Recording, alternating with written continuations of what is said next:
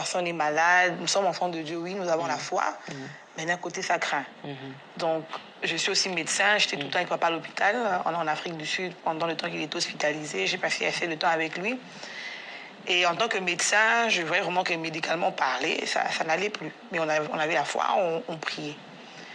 C'était pas facile parce que, pour papa surtout, on l'a vu progressivement se dégrader. Mais pour maman, maman était en très bonne santé. Donc, maman nous a laissés, au moment où on allait enterrer papa, maman n'a même pas assisté à l'enterrement de papa. Oui, ça, c'est le constat. Elle ne se sentait pas bien. Déjà, 2 jours avant l'enterrement de papa, elle était déjà en coma. Chose que les gens ne savaient pas. Wow.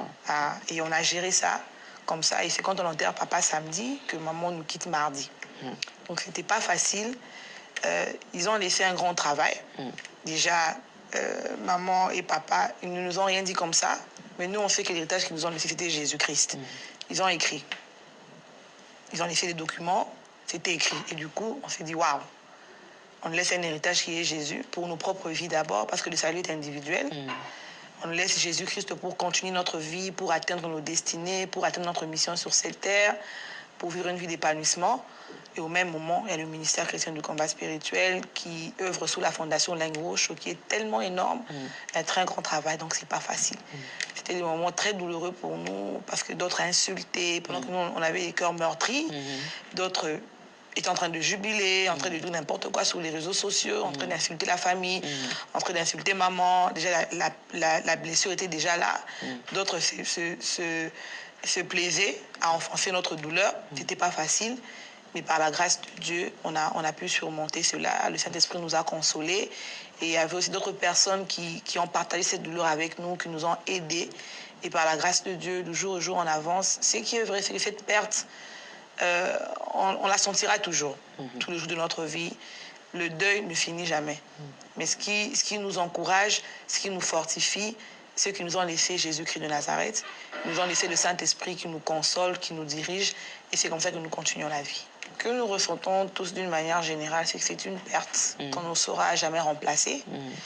Il y a des moments où, quand on est en famille, même quand on regarde le ministère, on se dit, quand il y a tel événement qui se passe, on se dit, ah, si maman était là, les choses allaient se passer comme ça, elle nous manque. Si papa était là, papa allait réfléchir comme ça, papa allait prendre telle décision. Tout ça, ça nous manque. On a un sentiment qu'on a perdu quelque chose de sacré, quelque chose de très important pour nous, que personne ne pourra remplacer.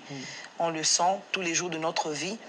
Mais le côté positif, c'est qu'on est serein, on espère, on persévère parce qu'on est conscient que les parents nous ont laissé un homme qui a la capacité de consoler, d'essuyer les larmes, et cet homme qui nous fortifie du jour au jour. Même quand on sent qu'il nous manque, on sent qu'ils ne sont pas là, on se dit, bon, s'ils étaient là, les choses allaient se passer autrement. Et une deuxième fois qui nous dit, bon, c'est pas la fin du monde, ce sont mes serviteurs. Le plus important, c'est qu'ils ont accompli leur mission. Parce que vous savez, il y a plusieurs personnes qui viennent dans ce monde sans accomplir leur mission. Ils viennent et ils partent. Mais le plus important, c'est qu'ils ont impacté leur génération. Ils ont fait un travail. C'est comme Moïse. C'est le temps maintenant que Josué se lève et continue. Vous avez un devoir au devant de vous. Vous avez une mission à continuer. Ne perdez pas votre temps toujours en train de pleurnicher, mais levez-vous et continuez la mission comme Josué. Voilà un peu les deux sentiments que nous avons l'habitude de ressentir. Un sentiment de foi de tristesse parce qu'il nous manque énormément. Mais du côté positif, on se dit, bon, la mission est là, c'est notre tour, c'est notre temps. Levons-nous comme Josué et avançons. La difficulté, c'est plus en interne. Les personnes qui ont travaillé avec nos parents, qui étaient dans l'entourage, pas tout le monde, quelques personnes que nos parents ont chéri, ont béni, ont pris comme leurs propres enfants. Des fois, nous, les parents n'avaient même pas le temps pour nous. Ils étaient vraiment à fond dans l'œuvre de Dieu. Et ils ont passé beaucoup plus de temps avec eux. Ils ont eu des opportunités, ils ont eu des ouvertures à cause des parents. Mais la difficulté que nous avons eue, c'est que certains d'entre eux ne nous ont pas acceptés. Jusqu'aujourd'hui, ne nous acceptent pas et nous ont tourné le dos. Mais je pense que c'est pas une première, parce que la nature nous enseigne toujours. Ce qui se passe avec nous aujourd'hui a commencé il y a des décennies. Et bon, tout ce qui s'est passé avant, ça nous sert d'exemple, de modèle. C'est vrai que humainement, ça fait mal, mais on avance. Si Jésus-Christ lui-même a été trahi par Judas, une personne avec qui il était en train de manger, bon, Jésus-Christ est venu nous donner un modèle de ministère. Donc si lui-même a été déçu, on ne peut que s'attendre à deux choses, donc la déception et la joie.